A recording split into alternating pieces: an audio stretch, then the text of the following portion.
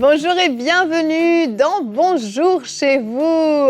Aujourd'hui, sache que tu as la capacité de changer les choses. Dieu t'a donné une autorité. Dieu t'a rendu capable d'intervenir même toi-même dans ta propre vie. Et aujourd'hui, nous avons le plaisir d'avoir un invité avec nous, le pasteur Daniel Chéry de l'église Le Refuge à Montréal. Bonjour, pasteur Daniel. Bonjour, ça va bien? Ça va et toi? Oui, ça va. Bonjour, pasteur Daniel. Bonjour, bonjour. Ça va, Nadine?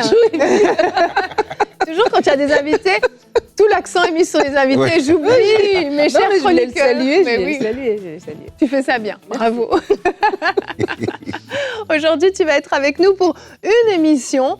Alors, tu es là, non seulement tu vas faire la pensée du jour parce que tu as un message à transmettre, mais aussi tout à l'heure, vous allez animer avec Nadine, vous allez partager dans la rubrique Culture et Médias une conférence que tu es en train de mettre sur pied. C'est ça, Nadine? Oui, la conférence Transformers. Et tout à l'heure, on va en parler. C'est parce que l'église Le Refuge fête ses 10 ans. Wow. Mais en plus de ça, il y a cette conférence, ça fait 8 ans qu'elle existe. Et le pasteur Daniel va nous expliquer de quoi il s'agit. Génial, donc on en parlera tout à l'heure. Et Nadine, tu seras notre pasteur du jour puisque tu vas répondre à la question de pasteur. J'ai une question, j'ai complètement perdu le contrôle de mon foyer, que faire? C'est Anna du Cameroun qui nous pose cette question et apparemment elle passe par des temps difficiles. Oui, et j'ai 7 points 7 points. à partager avec Anna et les d'autres personnes qui sont dans la même situation. Waouh, 7 points en 5 minutes, le défi est lancé. Mais je sais que tu en es capable, tu as toute ma confiance. Mais on salue d'ailleurs tous nos amis du Cameroun. Tiens, c'est l'occasion. Bonjour à tous. Et on va commencer, pasteur Daniel, cette émission avec toi dans la pensée du jour.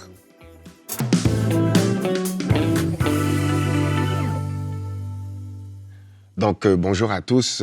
Encore une fois, on est vraiment content que vous puissiez être parmi nous aujourd'hui pour écouter cette émission. Aujourd'hui, je veux parler d'un thème qui s'intitule « Une déficience de puissance ». Il est possible pour nous, des fois, en tant que chrétiens, de nous retrouver à ne pas être en mesure de manifester la puissance de Dieu à l'intérieur de nous. La Bible va nous parler que lorsqu'on devient enfant de Dieu, on reçoit également la puissance de Dieu. Le livre des Actes va nous parler qu'on a reçu une puissance pour qu'on puisse être des témoins. Mais parfois, malheureusement, il peut y avoir des déficiences de puissance. Et il y a une portion de l'Écriture qui nous montre un peu cet exemple dans Matthieu chapitre 17. C'est l'histoire d'un papa qui demande à ce que les disciples de Jésus puissent le guérir son fils plutôt. Et malheureusement, les disciples se retrouvent dans certaines difficultés. Ils ne sont pas en mesure de guérir le jeune homme. Jésus vient sur les lieux et il va chasser le démon sur l'enfant. Et la Bible nous dit quelque chose dans Matthieu 17, versets 19 et 20 que j'aimerais vous lire. Alors, les disciples s'approchèrent de Jésus et ils lui dirent en particulier, « Pourquoi n'avons-nous pas pu chasser ce démon? » Jésus va répondre au verset 20, « C'est à cause de votre incrédulité, leur dit Jésus. Et je vous le dis en vérité, si vous aviez de la foi comme un grain de sénévé, vous diriez à cette montagne, transporte-toi d'ici là, et elle se transporterait, et rien ne vous serait impossible. Mais cette sorte de démon ne sort que par la prière et le jeûne. » Donc, nous voyons à travers cette portion de l'Écriture que les disciples se sont retrouvés avec une déficience de puissance. Mais pourtant, au chapitre 10, Jésus leur avait donné la puissance. La Bible nous dit au verset 1 que Jésus leur avait donné le pouvoir de guérir les malades et de chasser les démons. Donc, comment ils se sont retrouvés à ne pas être en mesure de le faire? Et c'est un peu des fois ce qui se passe dans nos vies. On était supposé de pouvoir avoir la puissance pour démarrer un ministère ou bien carrément aider quelqu'un dans sa délivrance. Mais malheureusement, on n'a pas eu, on avait une forme de déficience. Et je crois qu'aujourd'hui, mais le Seigneur veut nous exhorter à reprendre cette puissance parce que, comme on l'a dit au début, on a cette autorité, on a cette grâce. Dieu nous l'a donnée et tout ce qu'on a besoin, c'est d'avoir la foi. Yes. La foi. Il a dit, c'est à cause de votre incrédulité, mais si on a la foi, on sera en mesure de le faire. Donc, la foi, c'est carrément ne pas fonctionner selon nos 5 sens, mais de carrément juste croire à ce que Dieu nous a dit et nous appuyer sur ce qu'il a dit. Donc, je vous exhorte aujourd'hui à reprendre votre puissance. Amen, ouais. amen. Merci. C'est un super bon thème parce que j'ai vu beaucoup, beaucoup de gens dans ma vie, dans des temps difficiles, aller supplier Dieu. Mm. Passer du temps vraiment, mais Seigneur, je t'en supplie, interviens pour ma situation. C'est pas mauvais forcément. Mais en fait, il y a des moments où Dieu va dire, mais je t'ai déjà tout donné en fait. Tu as tout en toi pour régler par toi-même cette situation.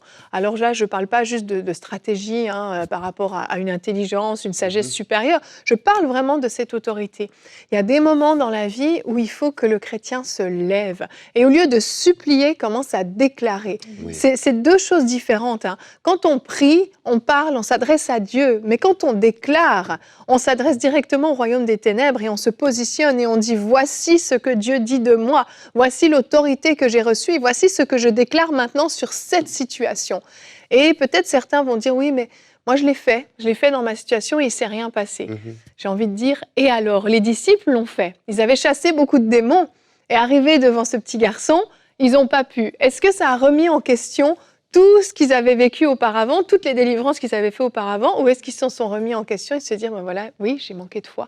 J'ai manqué de foi, j'ai manqué, peut-être que j'étais pas assez remplie à ce moment-là, je m'étais pas assez connectée à la source, j'ai eu du doute qui s'est mélangé à ma foi, j'ai peut-être été impressionnée par la puissance des symptômes, peu importe ce qui a pu se passer, on peut vraiment basculer en fait dans l'incrédulité d'une façon très discrète, mais suffisamment pour qu'on perde en fait cette autorité, ce zèle qu'on peut avoir en tant qu'enfant de Dieu. Et dans ce texte-là, c'est tellement intéressant parce que justement, comme le pasteur Daniel le dit, c'est des fois la vie de beaucoup d'entre nous. Dans des situations où il y a des saisons passées, on avait eu des victoires, c'est d'autres géants se présentent devant nous. Et devant ces géants-là, c'est comme si on n'avait jamais combattu avant, c'est comme si on est tout nouveau, c'est comme si, voilà, ça a l'air d'être une situation impossible.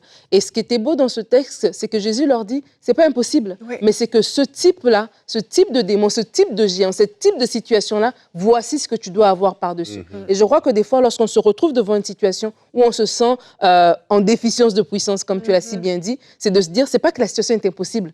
Jésus a déjà tout vaincu, il nous a déjà tout donné. Ça veut dire que là, pour ce type de géant-là, je dois aller monter de niveau. Je dois monter de niveau. Et il y a des gens qui doivent arriver devant certaines situations, comme tu dis, ne pas remettre en question l'amour de Dieu pour eux, ne pas remettre en question que le Saint-Esprit leur a été donné, ne pas remettre en question les capacités de Dieu, mais c'est de dire, je dois monter de niveau. Je dois monter de niveau. Peut-être je dois prier plus pour, dans la prière, être rempli. Dans le jeûne, pour commencer à mettre de côté toutes les distractions, toutes les voix qui viennent me mettre du doute, qui viennent me faire dire, voilà, me faire re-questionner cette situation-là. Je dois rentrer, je dois monter de niveau, en fait. Et c'est vraiment ça, l'encouragement que j'ai pour quelqu'un, c'est que c'est pas que la situation est impossible. Jésus te dit, la situation n'est pas impossible, mais cette situation-là, pour ça, tu dois monter de niveau. Et monter de niveau, pour chacun de nous, ça peut être quelque chose de différent. Peut-être que oui, il y a un géant qui est devant toi, qui est plus grand que tous les géants que tu as déjà connus auparavant. Peut-être c'est un problème financier. Avant, tu avais des problèmes de 200 €. Là, c'est un problème là, d'un grand trou financier. Tu te dis, je n'ai jamais vécu une situation si difficile, mais elle n'est pas impossible. Rien n'est impossible à Dieu. Et monter de niveau, c'est aller dans la prière. Monter de niveau, c'est se remplir. Monter de niveau, c'est être en connexion avec des fois des ministères qui ont tellement des fois, moi avec mon mari, on regarde des vidéos sur YouTube, des ministères qui font des miracles. Je te dis, waouh! Mais Dieu agit encore aujourd'hui. Et des fois, c'est ça, monter de niveau. Monter de niveau, c'est se connecter avec des gens qui, eux, ont vécu des percées, qui, eux, ont vécu des miracles. Et ça nous rappelle que, tiens, oui, Dieu guérit encore en 2023, Dieu délivre encore, Dieu fait encore des miracles, Dieu est encore assis sur son trône. Et ça nous aide justement à se défaire de cette déficience de puissance, comme tu dis. C'est tellement vrai.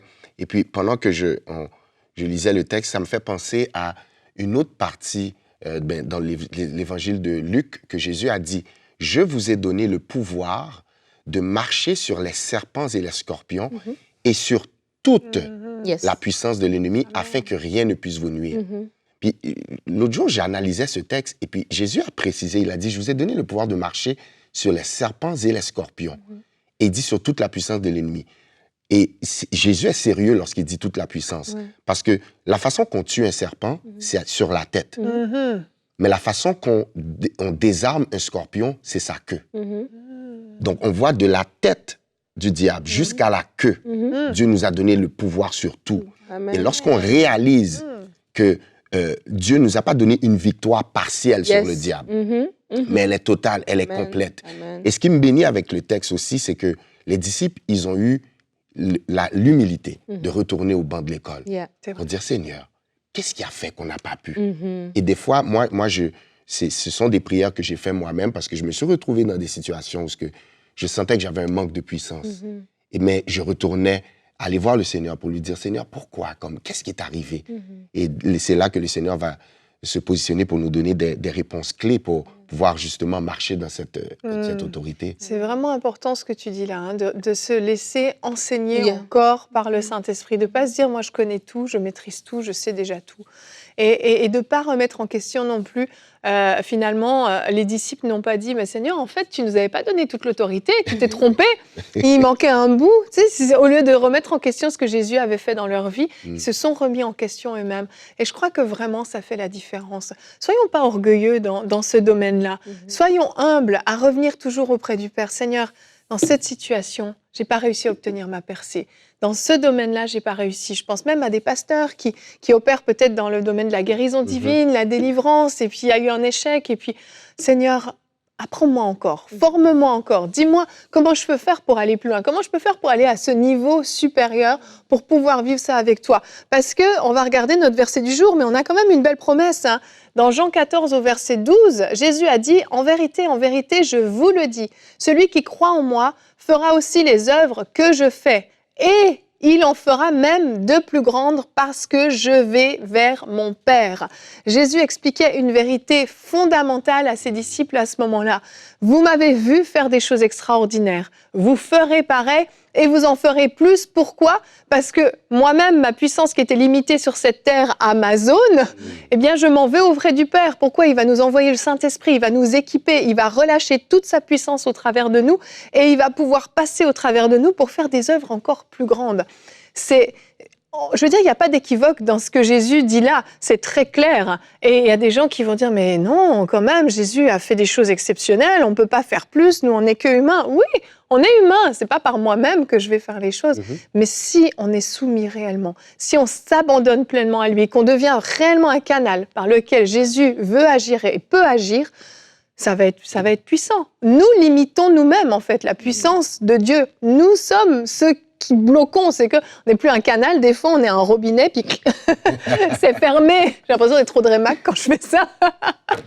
Mais tu vois, quand tu parles de ça, je me dis, la parole de Dieu est remplie de personnes comme nous, qui nous montrent en fait que c'est possible de faire des choses extraordinaires lorsqu'on s'associe avec le Saint-Esprit, lorsqu'on est ce canal-là. Oui. Et on voit dans le livre des Actes, on voit les apôtres, on voit ce qu'ils faisaient comme miracle. Paul, voilà, qui se fait mordre par un serpent, voilà, qui est capable de lâcher la main et puis voilà, il ne meurt pas. On voit tellement des délivrances, des guérisons, etc. Et en fait, ça nous montre quoi? C'est quoi le fil conducteur dans tout ça? C'est pas eux, c'est la connexion qu'ils avaient avec le Saint-Esprit, l'abandon qu'ils avaient, la croyance qu'ils avaient tout simplement que Dieu était à l'œuvre et Dieu était en action. Et je crois que pour beaucoup d'entre nous, on doit aussi grandir aussi dans ce côté-là. J'aime bien quand tu as parlé de l'humilité qui nous amène à dire, Seigneur, enseigne-moi. Comme ce ministère a commencé, enseigne-moi.com. Enseigne-moi tout simplement. Seigneur, montre-moi tout simplement. Et on va voir, on va être étonné de ce que Dieu va pouvoir déposer dans nos cœurs. Moi, je pense à ce miracle où Pierre va tenir la main de ce paralytique à la porte et il va le lever. Ouais. Il va dire, je n'ai ni argent ni or, mais au nom de Jésus. Mais tu te dis, mais maintenant, si tu le lèves et puis ses jambes lâchent, tu as honte devant tout le monde. Mais il avait tellement la conscience que le Saint-Esprit était à l'œuvre et le Saint-Esprit faisait cette action-là, il était capable de le faire. Donc, je crois que si on est dans l'humilité et qu'on va vers le Seigneur tout simplement, il nous enseigne et là, on aura la foi de poser des actions. Voilà. Et ça va commencer peut-être des petites actions. On parle de déficience de puissance. Peut-être ça va commencer dans nos finances, dans nos relations avec les gens autour de nous, peut-être par rapport à un travail, une entreprise. Et petit à petit, on va se voir en train de faire des grandes choses. Amen, amen. J'aime ce que tu dis, Nadine. Et puis, je crois que après l'humilité, là maintenant, on doit passer à l'action. Ça me rappelle, une fois, j'avais un bureau et puis...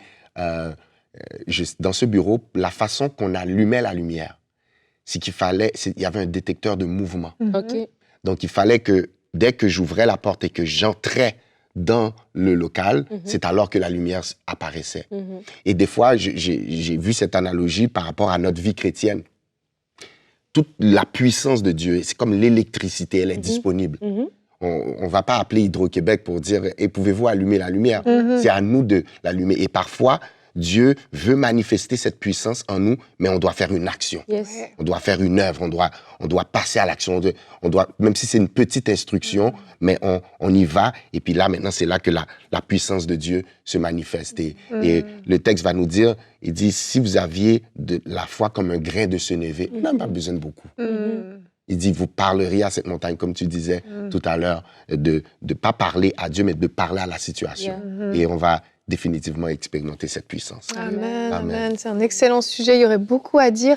Je veux profiter de vous recommander les émissions qu'on avait faites avec Audrey Mac il y a quelques semaines. On avait parlé de notre autorité pour être guéri, de comment fonctionnait l'autorité spirituelle. On avait beaucoup décortiqué tout ça. On a parlé de la sainte colère aussi. C'est ce positionnement où on se met en colère contre les œuvres du diable et que là, on parle avec une autorité vraiment ferme. Si vous voulez creuser ce sujet, vous pouvez aller retrouver les émissions sur emcitv.com ou bien sur notre chaîne YouTube. Et Nadine, on va enchaîner avec toi et on va répondre à la question de Anna qui a donc vit des temps difficiles. Elle dit « J'ai complètement perdu le contrôle de mon foyer. Que faire ?» Donc c'est une question assez vaste, mais tu as l'air très inspirée avec tes 7 points. Let's go. Let's go. Alors, Anna, j'ai complètement perdu le contrôle de mon foyer. Exactement comme Evelyne le dit, on ne sait pas. Est-ce que c'est au niveau organisationnel, juste de la routine, ou bien c'est un niveau plus approfondi? Mais quand même, avec ces 7 points, je crois que le Seigneur va vous parler. Le premier point que j'aimerais vous exhorter, Anna, c'est de résister à la panique. Parce que là, tu dis, j'ai complètement perdu le contrôle de mon foyer. Résister à la panique. La Bible nous dit dans Proverbe 12 au verset 25, « L'inquiétude dans le cœur de l'homme l'abat, mais une bonne parole le réjouit. » Donc, ça veut dire que si on se met à paniquer, là, on parle de l'inquiétude, mais la panique aussi va nous amener de l'inquiétude, va nous amener de l'anxiété, va nous amener toutes sortes de pensées. Et si on se met comme ça à paniquer, on va juste empirer les choses, en fait. Et je crois que la première chose, c'est d'abord de résister à la panique. La panique qui va vous faire dire que voilà, j'ai perdu le contrôle, voilà, ça y est, mes enfants vont finir je ne sais où, mon mari, voilà ceci, ou voilà, mes finances, ma maison va être reprise. Et là, vos pensées vont dans tous les sens et ça ne bâtit pas votre foi lorsque vos pensées vous amènent des scénarios catastrophiques. Donc, la première chose, c'est vraiment de résister à la panique. La deuxième chose, ça va être d'identifier le problème. Parce que là, vous avez dit, vous avez perdu le contrôle. Est-ce que c'est un problème d'organisation? Est-ce que c'est un problème de vision? Est-ce que c'est un problème, par exemple, des comportements, les comportements des gens qui sont dans votre foyer? Quel est le problème? Donc, il faut avoir identifié le problème. Si vous n'identifiez pas votre montagne, ça va être difficile de la battre. Si vous n'identifiez pas votre géant, ça va être difficile de le combattre. Donc, c'est très important d'identifier. C'est pour ça qu'il faut résister à la panique. Parce que des fois, la panique va nous faire voir des problèmes partout, alors que le problème n'est juste dans un seul domaine. Peut-être le problème, c'est vraiment un comportement peut-être de quelqu'un, mais ce n'est pas à tout le foyer qui est à remettre en question. Donc, c'est vraiment important d'aller dans ce sens-là. Le troisième point, ça va être de commencer par soi-même. On veut souvent enlever la poutre dans l'œil de l'autre, la paille dans l'œil de l'autre, alors qu'on a une poutre dans notre œil. Et je le dis pourquoi? Parce que quand on dit j'ai perdu le contrôle de mon foyer, qu'est-ce que je dois faire? Je dois commencer par dire à mon mari voici ce que tu dois faire, à mes enfants voici ce que tu dois faire, etc., etc. Mais des fois, il faut d'abord commencer par soi-même. Il faut d'abord nous-mêmes nous remettre en question. Il faut d'abord nous-mêmes nous présenter devant le Seigneur. C'est pour ça que mon quatrième point, c'est de vous amener à aller dans le lieu secret. Le lieu secret, c'est le temps de prière, tout simplement. C'est cet endroit où vous allez d'abord dire, Seigneur, viens me rencontrer. Comme le pasteur Daniel nous a dit tout à l'heure, les disciples ont dit à Jésus, mais qu'est-ce qu'on n'a pas fait? Ils n'ont pas dit, ce père-là, peut-être que voilà, son fils, je ne sais pas ce qu'il a fait avec lui et tout ça. Ils se sont remis en question. Ils ont commencé par eux-mêmes parce qu'ils savaient qu'eux, ils avaient la capacité de changer les choses. Et vous avez la capacité de changer les choses. Alors, allez dans le lieu secret pour recevoir la stratégie et la direction divine. Parce que comme j'ai dit, le problème peut-être il est juste dans un seul domaine. Et en allant dans la prière, le Seigneur va pouvoir ouvrir vos yeux et vous dire ce qu'il faut faire. Le cinquième point, c'est de vous dire que la prière, elle s'accompagne de la méditation de la parole. Parce que c'est la méditation de la parole qui va renouveler notre mentalité. Des fois, on a beaucoup de personnes qui ont des problèmes de foyer, des problèmes relationnels, des problèmes de couple. Et beaucoup de choses, en fait, c'est juste la perception qu'on a des choses. C'est le renouvellement de la mentalité, ça se fait par la parole de Dieu, ça ne se fait pas par la prière. Il y a des gens qui vont beaucoup prier, mais après ça, après ça, tu as agi comme tu agis d'habitude, Tu as prié, mais après ça, pendant la journée, tu as défait en fait tout ce que tu as prié dans le matin. Donc, c'est de dire que dans la méditation de la parole, c'est là que notre mentalité est renouvelée. Renouvelée pour savoir, je dois avoir plus de patience, je dois avoir plus d'humilité, peut-être que je dois avoir plus de maîtrise de soi. Peut-être ce sont les éléments qui vont m'amener à justement stabiliser mon foyer, peut-être plus de douceur. Il y a des choses que je vais pouvoir développer lorsque je reçois ce renouvellement de la mentalité par la méditation de la parole de Dieu. Le 6e point va être la communication. La communication en famille pour régler les choses. Parler de nos attentes, parler de nos ressentis, peut-être parler même de nos frustrations. Vous serez surpris du nombre de situations qui peuvent être décantées tout simplement par la communication. Et le 7e point, c'est de dire que le salut est dans un grand nombre de conseillers, comme la Bible nous dit. Donc, observez les autres. Vous avez un problème, vous dites, vous avez perdu le contrôle, peut-être que c'est un problème organisationnel.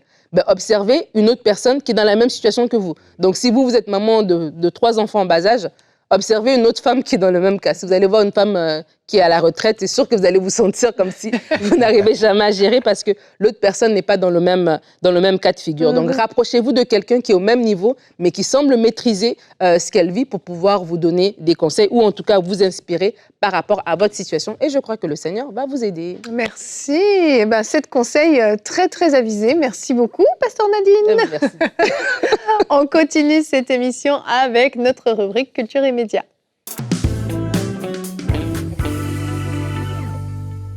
Alors, je suis avec le pasteur Daniel Chéry de l'Église Le Refuge. Alors, pasteur Daniel, aujourd'hui, on va parler d'une belle conférence qui est la conférence Transformers, qui aura lieu déjà, je le dis, du 29 octobre au 5 novembre 2023. Je veux dire ici à Montréal, mais en tout cas dans la région, parce qu'on va comprendre il y aura 2 sites différents. Déjà, juste nous expliquer un peu la conférence. On a dit ça fait 8 ans qu'elle existe, c'est ça? Oui, la conférence Transformers, c'est une conférence qui a muté. Elle a commencé par une prédication. D'accord. Et ensuite, elle est devenue une conférence. Wow! Et c'est une conférence, à vrai dire, qui est vraiment le cœur de la conférence, c'est de venir expérimenter des transformations. La Bible nous parle de Jésus qui avait emmené ses disciples à la montagne de transfiguration. Et il a emmené ses intimes. Et je crois que cette conférence, c'est pour tous ceux et celles qui veulent aller un peu plus loin dans leur intimité avec Dieu pour expérimenter des transformations. Moi, c'est un peu ça le témoignage de ma vie. J'ai passé d'une personne qui était qui a fait de la prison, qui a eu toutes sortes de difficultés dans la rue, dans les problèmes, dans les rues de la ville de Montréal, pour éventuellement devenir un pasteur. Donc, je comprends un peu c'est quoi cette métamorphose. Et c'est ça l'esprit de cette conférence. Et à chaque année, le Dieu nous donne un thème différent. Et cette année, le thème, c'est « Power ». Puissance. On joue on est dans le thème avec le thème de l'émission. Voilà, oh oui. Donc, pour tout ça, parce que ce sont des messages prophétiques qui voient un peu où est-ce qu'on s'en va. Et je crois que s'il y a un temps où l'Église maintenant a besoin de manifester la puissance de Dieu, c'est maintenant. On veut pas c'est pas le genre de conférence où il va juste avoir des discours, mais il va y avoir une démonstration de puissance et d'esprit. Je me souviens, la première année qu'on a fait cette conférence, on a eu la manifestation du Saint-Esprit a permis à ce que plus de 600 personnes ont reçu le baptême du Saint-Esprit. Wow.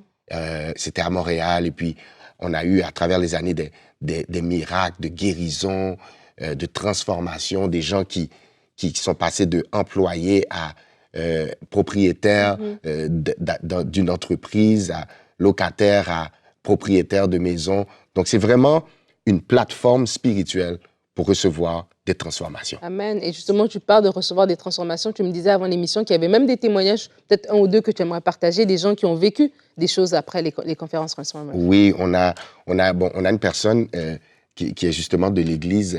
Elle était une nouvelle arrivante. Et puis, elle croyait, mais c'est quelqu'un qui a vraiment la foi.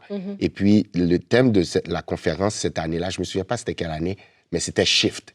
Donc, il va y avoir un shift, un tout à coup qui va se passer. Et cette femme, elle a pris cette parole au sérieux. Elle a mis tout ce qu'on disait en application. Et effectivement, son rêve, elle voulait avoir un lieu pour habiter avec son mari et puis sa fille. Et puis Dieu a fait le miracle. Elle a pu expérimenter ce shift, parce que la même année, elle a pu acheter sa maison, elle a pu changé de poste. Elle avait un petit poste où est-ce qu'elle était, puis elle a eu un poste beaucoup plus élevé. Et on a eu des témoignages de guérison. Mais pour moi, le highlight ou bien le témoignage le plus puissant qu'on a eu à Transformers, c'est la décharge, je peux dire, de l'Esprit de Dieu qui est descendu sur le peuple à la fin complètement. Et on a été vraiment baptisés, remplis du Saint-Esprit. Je me souviens, ce service-là était tellement puissant que je ne pouvais même plus prêcher. Je me suis couché par terre sur le stage et la puissance de Dieu a envahi la salle. C'est extraordinaire. Magnifique. Donc, Et donc, vous avez plusieurs invités. Oui. Et cette année, quels sont vos invités pour la conférence? On en a deux de MCI. On a Yanis Gauthier qui va être avec nous. Ouais. On a Omer Kabouya. Et ce qui est extraordinaire, c'est qu'une partie de la conférence va se faire à l'amphithéâtre de MCI, ce qui est merveilleux pour nous. Il va y avoir, je vais prêcher, il va y avoir différents pasteurs de la ville de Montréal qui vont être là. Vraiment, ça va être extraordinaire. OK. Ouais. Et donc, la conférence, donc, comme vous l'avez entendu, ça va être la première qu'on aura une conférence d'un ministère ici à EMCI. Vous avez découvert l'auditorium de EMCI lors de l'inauguration. Et là, donc, la conférence transformeuse va se passer ici à partir du vendredi, c'est ça? Vendredi 3 novembre. Du vendredi 3 novembre. Donc, ça commence le 29 octobre à Montréal, à l'église de Refuge. Et ça va être une semaine. C'est pour ça qu'à la fin, le Saint-Esprit descend, c'est puissant. Et donc, à partir du vendredi, ça va se déplacer ici à l'auditorium du centre MCI. Donc, si vous voulez avoir plus d'informations, vous pouvez vous rendre sur Transformers au pluriel Montréal, donc MTL, transformersmtl.com pour avoir plus d'informations sur la conférence Transformers. Génial. Eh bien, merci, Pasteur Daniel, d'être venu sur le plateau de Bonjour chez vous aujourd'hui. Merci, Evelyne. Et de nous avoir encouragés à ne plus avoir de déficience de puissance. Et je crois que, oui, c'est une conférence, je crois, où les gens vont pouvoir être rechargés également pour ceux qui sont dans la région. C'est super. Et puis, nous, on va se retrouver demain. Demain, notre thème sera Veille sur ta santé mentale. Et donc, le pasteur Elage sera toujours avec nous. Et nous aurons une rubrique C'est mon histoire avec Benjamin Peterschmidt qui nous a partagé comment il a été guéri de graves troubles psychologiques. Pour ceux qui ont déjà entendu parler de son histoire, peut-être vous savez un peu de quoi je parle, mais Benjamin Peterschmidt, le pasteur Benjamin, a vraiment été fortement attaqué. Et vous allez pouvoir découvrir son histoire dans la rubrique C'est mon histoire demain. Alors, merci d'avoir été avec nous et bonjour chez vous.